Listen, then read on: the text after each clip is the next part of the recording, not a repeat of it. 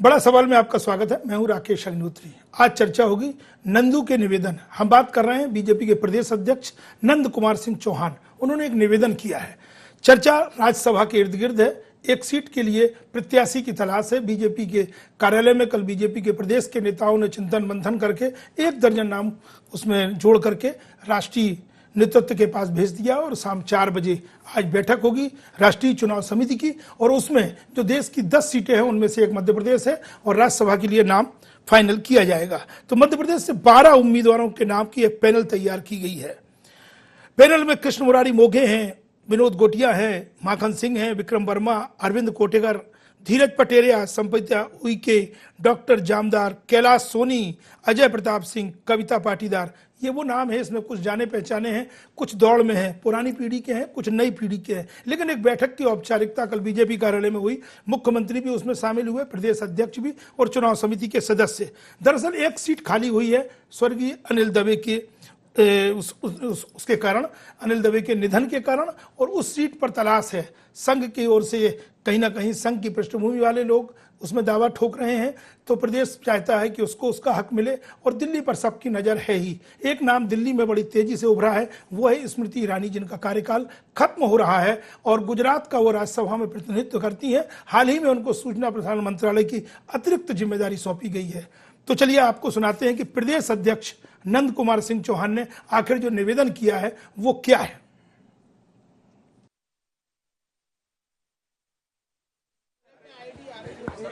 आज मध्य प्रदेश भारतीय जनता पार्टी की चुनाव समिति की बैठक हुई। इस बैठक में राज्यसभा के लिए 12 नाम पर चर्चा हुई है। ये 12 नामों का पैनल हम दिल्ली भेजकर और केंद्र की सहमति से जो भी नाम तय होगा चर्चा के लिए केंद्र से बातचीत करके और केंद्र से ही उम्मीदवार घोषित होगा। नंद कुमार सिंह का निवेदन है कि हाईकमान मध्य प्रदेश पर गौर करे। उन्होंने 12 नाम जो औपचारिकता है प्रदेश चुनाव समिति की वो पूरी की है। और कहीं ना कहीं अब कुछ सवाल खड़े होते हैं। नंद कुमार सिंह चौहान ने जो निवेदन किया है, आग्रह किया है हाईकमान के समक्ष, क्या राज्यसभा चुनाव के प्रत्याशी का चयन भाजपा के लिए चुनौती बन गई है? जो भी दावेदार हैं सबके नाम जोड़े और दिल्ली पहुंचा दिए। क्या भाजपा प्रदेश अध्यक्ष की गुजारिश पर हाईकमान कोई विचार करेगा या फिर कोई और ही चेहरा देखने को मिलेगा? संबंधित प्रत्याशी, बड़ा सवाल, मध्य प्रदेश का होगा, राष्ट्रीय स्तर का होगा, तो क्या वो संगठन का प्रतिनिधित्व कर रहा है या फिर सरकार के तौर पर कोई मंत्री मध्य प्रदेश को एक और मिलेगा, जैसे कि प्रकाश जावड़ेकर का नाम अचानक सामने आया था। अगर बाहरी प्रत्याशी के नाम पर मोहर लगती है तो मध्य प्रदेश की सियासत कितनी प्रभावित होगी? क्या मध्य प्रदेश के जो प्रदेश अध्यक्ष और जो मुख्यमंत्री दिल्ली पहुंच गए और बैठक में शामिल होंगे, क्या वो मध्य प्रदेश के एक सीट के लिए जो उत्तराधिकारी है अनिल दवे का, वो क्या मध्य प्रदेश का होगा? इसके लिए जो आजमाइश में भाग लेंगे या फिर हाईकमान जो कहेगा वो निर्णय ही स्वीकार्य होगा? मध्य प्रदेश भाजपा ने 12 नाम, उसमें कई नाम वो हैं जो चुनाव समिति के खुद सदस्य हैं और खुद उन्होंने एक दूसरे के या अपने नाम लिख करके प्रदेश अध्यक्ष के जरिए दिल्ली पहुंचा दिए हैं। तो एक निवेदन है तो नंद कुमार सिंह चौहान का। तो आइए हम चर्चा शुरू करते हैं। नंद कुमार सिंह चौहान जी का निवेदन क्या है और उस पर हाईकमान कितना गौर करेगा? इस मुद्दे पर चर्चा करने के लिए हमारे साथ स्टूडियो में मौजूद हैं वरिष्ठ पत्रकार रमेश शर्मा जी। रमेश जी, एक साथ 12 नाम कि ये औपचारिकता है या प्रदेश के नेताओं की नाराजगी ना बढ़े इसलिए वो नाम उसमें जोड़ करके अमित शाह जी के दरबार में पहुंचा दिए गए? नहीं, ये तो आप ठीक कर रहे हैं कि जिन लोगों के भी मन में इच्छा थी या जिन लोगों ने भी समय समय पर अपनी इच्छा व्यक्त की है प्रदेश के नेतृत्व के सामने, उन सारे के सारे लोगों के नाम इसमें जोड़ लिए गए हैं। इसमें कई नाम ऐसे हैं जो अभी बहुत जूनियर हैं और राज्यसभा के लिए अभी उनको थोड़ी और मेहनत करना चाहिए, लेकिन फिर भी वो नाम जोड़ दिए गए हैं। जहाँ तक उम्मीदवार के चयन का सवाल है, भाजपा का मध्य प्रदेश में बहुत बम्पर बहुमत है। अगर हाईकमान दिल्ली से भी तय करता है तब भी कोई दिक्कत नहीं होगी, लेकिन फिर भी भाजपा में खासतौर से अनिल दवे जी के कारण ये सीट खाली हुई है। वो मध्य प्रदेश के थे और ख़ास तौर से संघ के कोटे के थे और केंद्रीय मंत्री थे। एक आदर्श और उचित स्थिति तो यही होगी कि कोई संघ की पृष्ठभूमि वाले किसी व्यक्ति का नाम चयन हो और चयन होकर के मध्य प्रदेश को केंद्रीय मंत्रिमंडल में भी एक स्थान मिले, जो अनिल दवे जी के कारण रिक्त हुआ है। लेकिन भारतीय जनता पार्टी और खासतौर से इसका जो पूर्व स्वरूप जनसंघ रहा है, तब से यहाँ से दिल्ली के नेताओं को बहुत स्थान मिलता रहा है। अटल जी यहाँ से राज्यसभा में रहे, अडवाणी जी यहाँ से राज्यसभा में रहे, दिलीप चंदन मित्रा यहाँ से राज्यसभा में रहे, और अभी भी हाँ सिकंदर जी यहाँ से रहे, और अभी भी दो सीटें राज्यसभा में बाहरी लोगों को यहाँ से हैं। और राजगोपाल केरल के हैं, वो यहाँ से राज्यसभा में रहे, अभी भी 2 स्थान राज्यसभा में है। ऐसी स्थिति में अगर तीसरा स्थान भी किसी बाहरी व्यक्ति को दिया जाएगा, मैं समझता हूँ इससे संगठन को तो कोई दिक्कत नहीं होगी, कोई चुनौती नहीं होगी, निर्वाचन में भी कोई कठिनाई नहीं होगी। लेकिन कहीं ना कहीं स्थानीय जो कार्यकर्ता हैं उनको इसमें कठिनाई आपने कहा सर कि बहुमत पर्याप्त है, चुनौती कुछ भी नहीं है। जैसे गुजरात में सीटों को लेकर के, एक सीट को लेकर के कुछ जो चुनावी गणित है उस पर सबकी नजर है, लेकिन मध्य प्रदेश में बात, जैसे पिछले दिनों ला गणेशन किसी ने सोचा नहीं था, साउथ का एक नाम यहाँ आया था और उसको जोड़ के ये देखा गया था कि साउथ में पार्टी का विस्तार करना है। ग्वालियर कार्य समिति है, मुझे याद है उस वक्त अचानक उस कार्य समिति में भी ला गणेशन पहुंचे थे और बाद में उन्होंने फॉर्म भरा था। आपने कहा कि चंदन मित्रा भी एक बाहर का नाम था, कई नाम ऐसे बाहर आए, लेकिन बाहर के नाम पे सब 3 सवाल यहाँ पे खड़े होते हैं। क्या वाकई में मध्य प्रदेश को उसका हक मिलेगा? और जो बात आपने कोटा की कही है, क्या संघ और बीजेपी के बीच भी कोई कोटा है अनिल दवे की तरह? देखिए, कोटे जैसी तो स्थिति नहीं है, लेकिन जब भी पार्टी कुछ तय करती है तो पार्टी के भीतर एक अंडरस्टैंडिंग होती है कि मान लीजिए अगर 4 नाम 5 नाम तय करना है तो एक आध संघ की पृष्ठभूमि का हो, एक आध मजदूर संघ से हो, मतलब कहीं एक आध महिला हो, उनकी लगातार सेवाओं को देखते हुए उनको उपकृत करने की बात हो। अब इसमें जो 3-4 नाम अच्छे उभर कर आ रहे हैं, जैसे डॉक्टर जामदार का नाम, उन्होंने नर्मदा सेवा में बहुत काम किया है, संघ की पृष्ठभूमि के हैं। इसके अलावा माखन सिंह जी का नाम है, उन्होंने जब कुंभ हुआ था, कुंभ में बहुत उन्होंने परिश्रम किया था और कुंभ उनके कारण हुआ। इसके अलावा और बहुत सारे ऐसे नाम हैं। मैं समझता हूँ अरविंद कोठेकर, हाँ अरविंद कोठेकर जी का अच्छा नाम है, कैलाश सोनी का एक अच्छा नाम है, स्वतंत्र संघ, मतलब वो खास तौर से जो मीसा मंडी वाला कृष्ण मुरारी मोघे, वो भी संघ के पृष्ठभूमि के पूर्व संगठन महामंत्री हैं। कुल मिलाकर अगर किसी मध्य प्रदेश के कार्यकर्ता को इसका अवसर मिलता है तो मैं समझता हूँ ये कार्यकर्ताओं को उत्साह की बात होगी। चलिए हम बिंदुवार इस चर्चा को आगे बढ़ाते हैं। सर, आपने संघ की बात कही है, अनिल दवे संघ से भी जुड़े थे और बीजेपी के भी, तो अनिल दवे का वाकई में मध्य प्रदेश से कोई उत्तराधिकारी, उनके काम, उनकी योग्यता और केंद्रीय मंत्रिमंडल में जो उन्होंने स्थान हासिल किया था, कोई ऐसा नाम जो उनके वाकई में उत्तराधिकारी हो? एक आपने घटनाक्रम उससे जोड़ा है, नर्मदा से लेके डॉक्टर जामदार का और माखन सिंह संघ के। देखिए, मोटे तौर पर एक बात समझ लीजिए, एक व्यक्ति की कमी जो चला जाता है संसार से, उसकी कमी तो कोई पूरी नहीं कर सकता, उसके अंदर बहुत सारी विशेषताएं होती हैं। अनिल दवे जी ने खासतौर से यह माहौल बनाया था, वो उनके अंदर एक, जिसको कहना चाहिए कि फर्टाइल मस्तिष्क के बहुत धनी थे। किसी भी चीज पर जो आइडिया देते थे वो आइडिया बहुत मौलिक उनके आइडिया हुआ करते थे। एक मुझे व्यक्तिगत जानकारी है कि जिन दिनों दिग्विजय सिंह जी की यहाँ सरकार थी और संगठन ने तय ये किया कि कहीं ना कहीं एक अभियान चलाना चाहिए, तो उसके लिए उनको ही, अनिल दवे जी को ही तय किया गया और तय करके एक जावली, उन्होंने ही नाम तलाश किया, क्योंकि जावली में शिवाजी महाराज का अभियान चला था। तो कुल मिलाकर के वो जो उनकी योजना थी और जो टीम उन्होंने खड़ी की थी, वो टीम वाकई बहुत अच्छे कार्यकर्ताओं की। मतलब अनिल दवे का सही मायने में कोई विकल्प हर व्यक्ति का नहीं होता है, लेकिन अनिल दवे जी का तो कोई विकल्प है नहीं। लेकिन फिर भी सर, जब बांद्रा बांध में उनका अंतिम संस्कार किया जा रहा था, संभवतः भैया जी जोशी थे, कि जब उनको एक खुलासा किया था कि जब उनको राज्यसभा में भेजा जा रहा था तो उनको ये बता दिया गया कि आपको राज्यसभा की जो नई पारी मिल रही है वो केंद्रीय मंत्रिमंडल में आपकी एक सुनिश्चित भागीदारी भी है। तो ये बात का खुलासा संघ के पृष्ठभूमि के व्यक्ति ने वहां पर किया था। तो कोई ऐसा चेहरा, एक और चेहरा आता है प्रकाश जावड़ेकर, जो पहले मंत्री बन जाते हैं, फिर वो मध्य प्रदेश को मिलते हैं, मध्य प्रदेश के लिए अच्छी बात भी हो जाती है। तो कोई चेहरा जो मध्य प्रदेश का है उसमें संघ, इसके अलावा कोई मजबूत दूसरा कोई विकल्प है क्या? देखिए, ऐसा विकल्प तो कुछ नहीं है। अनिल दवे जी का वाकई इसमें कोई विकल्प नहीं है। जिस तरीके से संगठन की दृष्टि से कप्तान सिंह जी अब चले गए, हालांकि वो पदोन्नति पर गए हैं, तो संगठन में उन जैसा व्यक्तित्व नहीं आया।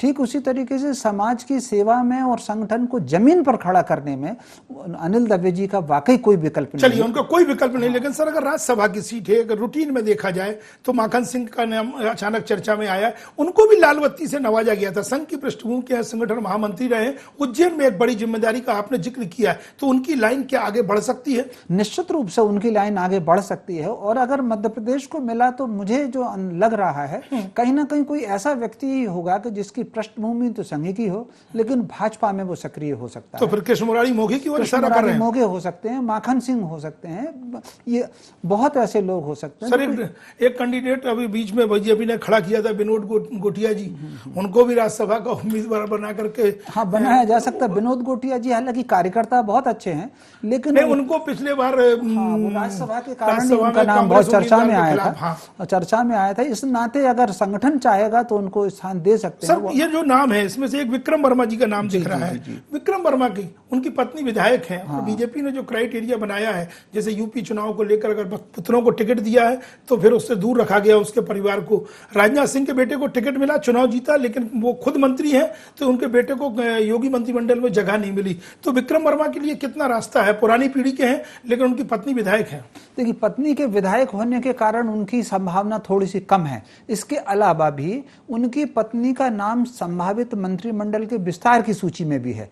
ऐसी स्थिति में एक तो मुझे उनकी थोड़ी सी संभावना कम दिख रही है, और अगर उनकी संभावना या विक्रम वर्मा जी की संभावना राज्यसभा में बनती है तो मान करके चलिए कि फिर कैबिनेट में से उनकी पत्नी का जो संभावित नाम है, दावेदार तो है वो, हाँ दावेदार हैं और उनका नाम भी है।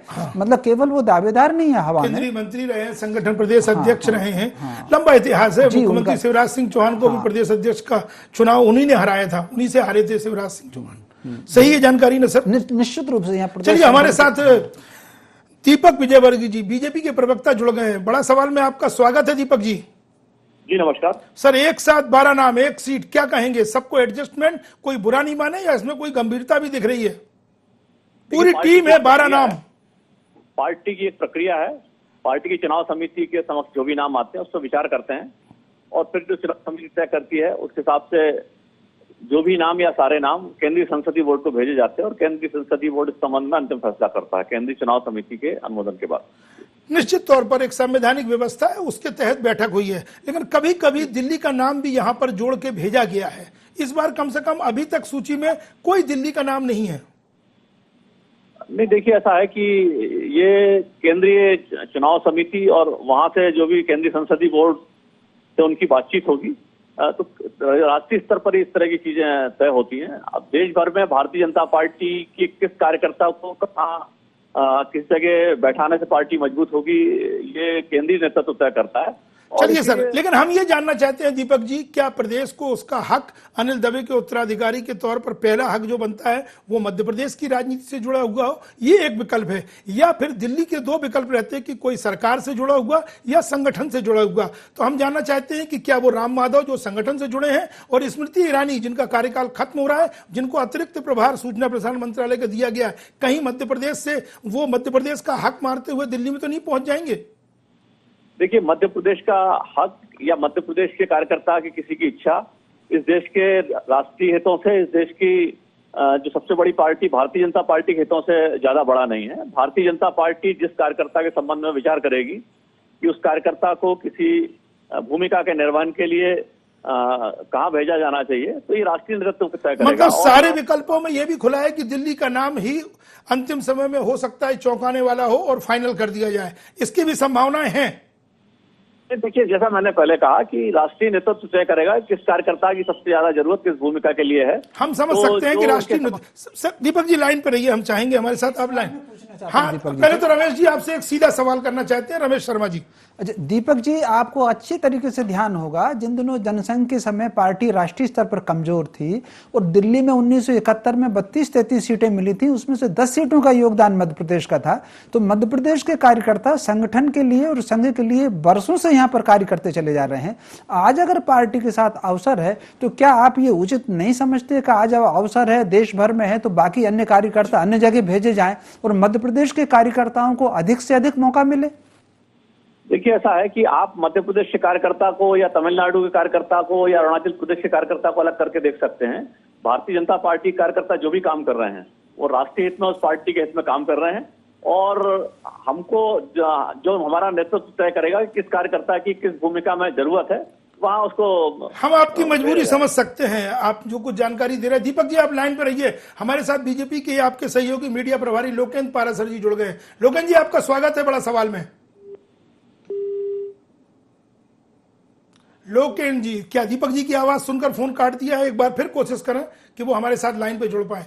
रमेश जी, हम उसी बात पर फिर आ रहे हैं, क्या दिल्ली से कुछ ऐसे नाम जो पहले देखने को मिलते रहे हैं, एक दौर वो भी था बीजेपी की सरकार रहते हुए, नारायण केसरी को 2 साल के लिए राज्यसभा का फॉर्म भरवाया गया था और दिल्ली की राष्ट्रीय चुनाव समिति की बैठक हो चुकी थी और उमा भारती मुख्यमंत्री थी और लक्ष्मी नारायण शर्मा जी का नाम 5 साल के लिए कर दिया गया था और उनको हटा दिया गया था। क्या वही स्थिति अब कुछ अलग तरीके से देखने को मिल रही कि हाईकमान ही सब कुछ तय करेगा या मध्य प्रदेश की बात कहीं ना कहीं सुनी जाएगी? देखिए मोट, ये तो कोई बहुत खास नहीं है। जैसे मान ली नारायण केसरी जी के लिए कम समय मिल पाया था, मेघराज जी के लिए कम समय मिल पाया, लेकिन मेघराज जी को बाद में एडजस्ट किया गया सर एक कार्यकाल के बाद। तो इसी तरीके से बहुत सारी ऐसी समस्या हो सकती हैं, लेकिन कहीं ना कहीं हमको अपेक्षा ये करना चाहिए भारतीय जनता रमेश जी, हम रोकना चाहेंगे आप, हमारे साथ लोकेंद्र पाराशर जी जुड़ गए। लोकेंद्र जी स्वागत है बड़ा सवाल में। जी नमस्कार। नमस्कार लोकेंद्र जी, 1 दर्जन नाम और 1 सीट, इसके अलावा भी कोई चौंकाने वाले नाम दिल्ली से सौंपे जा सकते हैं, थोपे जा सकते हैं? नहीं, हम तो लोकतांत्रिक व्यवस्था में विश्वास करते हैं और जो भी कार्यकर्ता योग्य लगते हैं प्रदेश ने उनको नाम भेजे हैं और केंद्र के अधिकारियों को तय करना है कि उनमें सर्वाधिक योग्य नाम कौन सा है। मतलब नंद कुमार सिंह चौहान ने आग्रह कर लिया, निवेदन कर लिया, लेकिन 2 नाम और चर्चा में है, स्मृति ईरानी और राम माधव। एक सरकार में है और एक संगठन के राष्ट्रीय महासचिव भी है। इनके लिए मध्य प्रदेश में क्या संभावनाएं देख रहे हैं? नहीं, निश्चित तौर पर आग्रह करने का अधिकार तो माननीय प्रदेश अध्यक्ष जी को है ही और उन्होंने अपना आग्रह किया है। बाकी जो सबसे अच्छा निर्णय होगा वो केंद्र के अधिकारी करेंगे। मतलब हम समझ सकते हैं कि जो निर्णय होगा, जो फैसला होगा वो मंजूर होगा, लेकिन मध्य प्रदेश से कोई ऐसा चेहरा इन 12 में दिख रहा है कि वाकई में समय की जरूरत कि उनको राज्यसभा में भेजा जाए? देखिए, पार्टी का हर कार्यकर्ता की हैसियत बराबर होती है, सभी कार्यकर्ता बराबर है हमारे यहाँ। बाकी किसकी उपयोगिता अधिक है राज्यसभा में, ये केंद्र के अधिकारी तय करेंगे। सर, जो बैठक होती है चुनाव समिति के कई सदस्य उसमें हैं और वो खुद अपनी दावेदारी भी उसमें ठोक देते हैं कि हमारा नाम भी इसमें जुड़ जाए। नहीं, ये ठोकने पीटने का काम भारतीय जनता पार्टी में नहीं होता। अगर कोई सदस्य है, योग्य है और समिति का भी वो सदस्य है तो उसमें कोई बुराई नहीं। सर, पैनल बनती है, 2-3 नाम गंभीरता से समझ में आते हैं, 1 दर्जन नाम एक साथ, लगता है सबका साथ सबका विकास, किसी को बुरा नहीं लगे, कम से कम दिल्ली तक तो आवाज पहुंच जाए। देखिए राकेश जी, आप जानते हो भारतीय जनता पार्टी का लोक व्यापीकरण हुआ है। भारतीय जनता पार्टी एक बड़ी पार्टी है और उसमें योग्य लोगों की संख्या भी बहुत है, इसलिए निश्चित तौर पर पैनल में भी नाम बढ़ते हैं। मध्य प्रदेश में एक जानकारी आ रही है अभी के पद्मराजन है, उन्होंने एक फॉर्म भरा है, वो उनका काम ही चुनाव लड़ना है तमिलनाडु से। निश्चित तौर पर कोई गंभीरता वाली बात नहीं है, लेकिन प्रक्रिया शुरू हो गई और दिल्ली में 4 बजे बैठक भी है। ये तो लोकतंत्र है, तो कौन फॉर्म भरता है, कहां से भरता है, ये तो व्यक्ति पर निर्भर करता है, लेकिन पार्टी उचित कार्यकर्ता का ही निर्णय करेगी, ऐसा विश्वास करना चाहिए। सर, एक सवाल और हम आपसे जानना चाहेंगे, क्या वाकई में पुरजोर तरीके से, दमदार तरीके से मुख्यमंत्री या जो समिति की आवाज है वो रखी जाएगी कि पहली प्राथमिकता मध्य प्रदेश को दीजिए? नहीं, आग्रह किया है माननीय प्रदेश अध्यक्ष जी ने और बाकी जिसका अधिक उपयोगिता मानी जाएगी इसका निर्णय करेंगे अधिकारी। चलिए लोकेंद्र जी, हम लोग भारत को भारत की तरह देखते हैं, टुकड़ों में नहीं देखते। तो कब तक खुलासा हो जाएगा इस नाम का? निश्चित समय पर खुलासा हो जाएगा राकेश जी। लोकेंद्र जी, चर्चा में जुड़ने के लिए बहुत बहुत धन्यवाद। दीपक जी, हम आपके पास लौटते हैं, लेकिन रमेश जी बात पत्ते खोल नहीं रहे, मजबूरी भी हो सकता है इनके लिए, क्योंकि हाईकमान बीजेपी में जो बदलाव आ रहा है सर, अब निर्णय लेने गए, हम उसके बारे में जानना चाहते हैं आपसे कि पिछले राज्यसभा के चुनाव हों या अब हों या दूसरे फैसले हों, ऊपर से नीचे आते हैं या नीचे से ऊपर की आवाज, ऊपर तक आवाज पहुंचती भी है? देखिए, मोटे तौर पर स्वाभाविक है, ये प्रक्रिया दोनों तरफ से है, ऊपर की बात नीचे भी आती है और नीचे से भी आवाज वहां तक पहुंचती है। लेकिन इस बार मुझे लग रहा है कि जैसे नंद कुमार जी ने कहा है कि हमने आग्रह किया है, अगर कैंडिडेट दिल्ली से ही आता तो फिर नंद कुमार जी ये सेंटेंस कभी नहीं कहते कि हमने आग्रह किया है। नंद कुमार सिंह चौहान को इतना मालूम होगा कि अमित शाह और मोदी जी के दिमाग में क्या है। तो इसके अलावा अगर कैंडिडेट कोई बाहर का होता तो स्वाभाविक रूप से कम 3 आदमियों की जानकारी में वो कैंडिडेट का नाम आ गया होगा, क्योंकि एक दिन पहले मुख्यमंत्री दिल्ली होकर भी आए हैं, और कल शाम को बैठक भी हुई है। बैठक भी हुई 2-3 दिन पहले नंद कुमार सिंह तो अगर चौहान खुद अमित शाह से मिल चुके हैं। कोई अगर नाम बाहर का होता तो मुख्यमंत्री जी, मतलब संभावना आप देख रहे हैं कि मध्य प्रदेश का ही कोई चेहरा होगा? नाम की मुझे संभावना ज्यादा दिख रही है, क्योंकि अगर बाहर का नाम होता तो प्रदेश अध्यक्ष जी को, मुख्यमंत्री जी को और सुहास भगत जी को जरूर पता होता, और वो लोग कहीं ना कहीं ये सेंटेंस फिर नहीं कहते चौहान जी कि हमने आग्रह किया है। आग्रह किया दीपक जी, रमेश जी कह रहे हैं कि लगता है जो जिस तरह से आग्रह किया गया है तो अपनी बात को दिल्ली तक पहुंचाया गया, और आग्रह के नाम पर जब स्वीकार होगा तो एक समन्वय की मिसाल कायम होगी कि मध्य प्रदेश के आग्रह को हाईकमान ने स्वीकार किया है। संभावनाएं मध्य प्रदेश का चेहरा सामने आने की है या फिर अभी भी कई पेच हैं?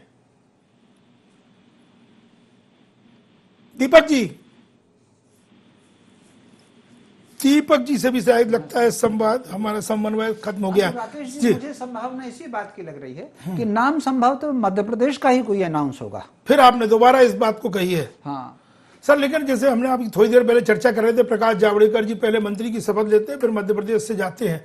एक नाम स्मृति ईरानी का आ रहा है, गुजरात से क्या गणित है? गुजरात का चुनाव तो सामने है, क्योंकि सर दिल्ली का नजरिया राज्यसभा को लेकर के पूरे देश को ध्यान में रखते हुए वो फैसला होगा, सिर्फ मध्य प्रदेश का नहीं होगा।